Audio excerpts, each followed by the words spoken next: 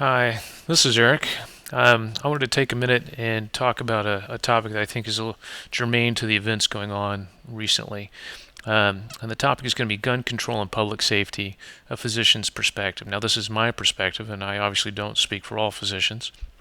But I was just going to let you know some of my reasoning and thoughts and perhaps give you some things to think about. Now, clearly, the travesty that occurred in Tucson over this past weekend is something terrible and the act of a madman. I've looked at the guy's YouTube channel, and I think he had significant psychiatric illness. This is clearly a crazed and delusional person that believed in mind control by the government, as well as this bizarre unified currency thing. Definitely not a normal, stable person. Um, the the lives that were lost and the people that were injured was senseless and unnecessary, and something that I would strongly oppose. I find the nationwide response, however, a little hypocritical. It seems that the importance of the people's lives involved in this is placed it on a higher plane than perhaps others. This is a white upper class or upper middle class female congresswoman, and so it's getting a lot of attention. Had this been 12 inner city youths that died overdosing on heroin, it probably even wouldn't make the local news.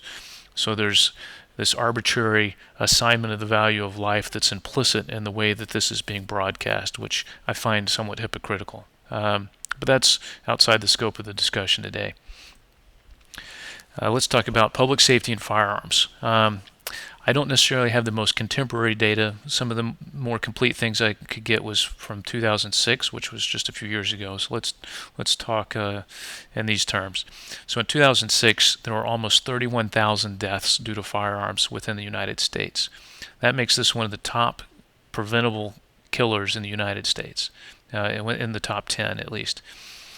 So from a public safety or physician standpoint, with an oath that we take for caring for patients, the question is raised, should we aggressively work to limit or eliminate these preventable deaths? And what measures should we take to eliminate preventable death in terms of the care of our patients?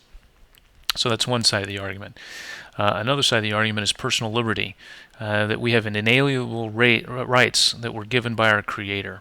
And although some of these rights are delineated in the Constitution, there are more inalienable rights than just what is listed. One is the right for self-protection and defense.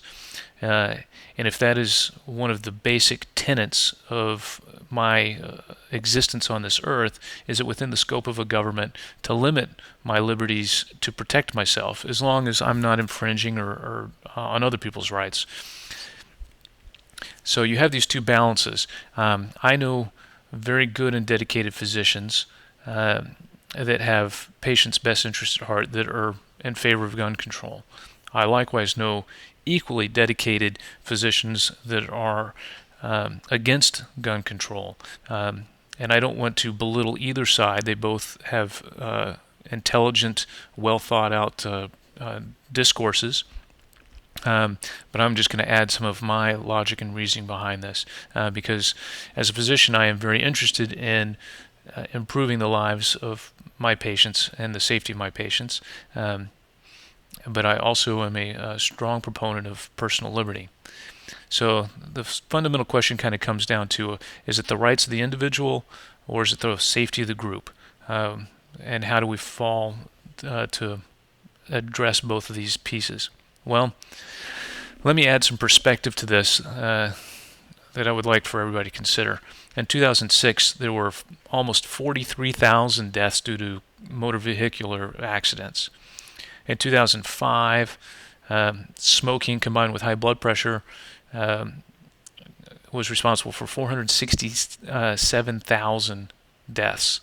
So we're approaching 500,000 deaths for smoking and high blood pressure. Obesity is responsible for a little over 200,000 deaths, and physical activity 191,000 deaths.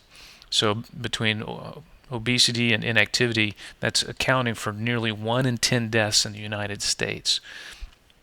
That's a very high percentage. High dietary salt, they're estimating to be responsible for 100,000 deaths. Low omega fatty acid diets, 84,000. High trans fat diets, 82,000.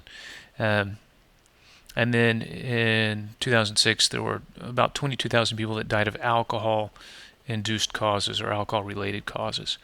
So putting all these things together, these are all preventative causes of death to American citizenry.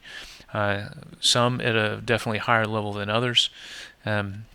So if we're going to take the idea of control and legislation to limit deaths, then let's apply this to these preventable causes in order of magnitude.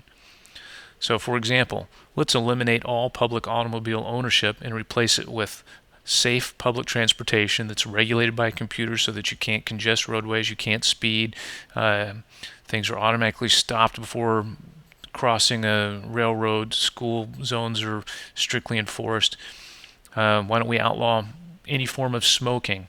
Since that's a significant contributor to death. Outlaw alcohol. Let's force all the obese people to have limited calorie diets and make them enter into mandatory exercise programs. That will save hundreds of thousands of lives.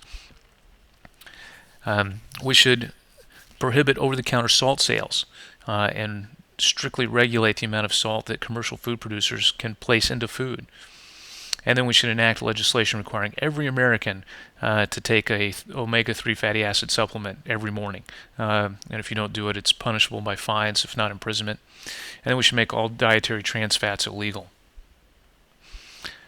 Now, clearly, this is a little bit of an exaggeration, but the logic applied is the same one that would be applied to gun control. Guns or firearm deaths are about 32,000. Most of those are suicide. There's another significant percentage that's homicide, about 12,000, and the rest are accidental. So again, if we want to apply strict control in order to prevent death, then let's pick the most significant area and strictly legislate and control that, and then move down. That's not the kind of environment or free society that I would be interested in participating in. That is not the principles that this country was founded on, I believe. And something that I think we should be careful against knee-jerk responses off of a local tragedy mitigated or instituted by an insane person. Again, the speech that's being put forth on the TV and the radio and the internet just seems to be increasing in tempo. But I think let's think this through and apply some degree of reason. And not everything needs to be legislated and controlled to the max. You can't take away craziness. Utopia does not exist. Removal of rights will not eliminate tragedy and human suffering. And we must do everything we can to be honorable, just, and peaceful. And I think that we can do those things without limiting freedoms and liberties and people's rights. Again, thanks for listening to my little discussion and opinions. I'd be very interested to see people's comments. And again, thanks for watching.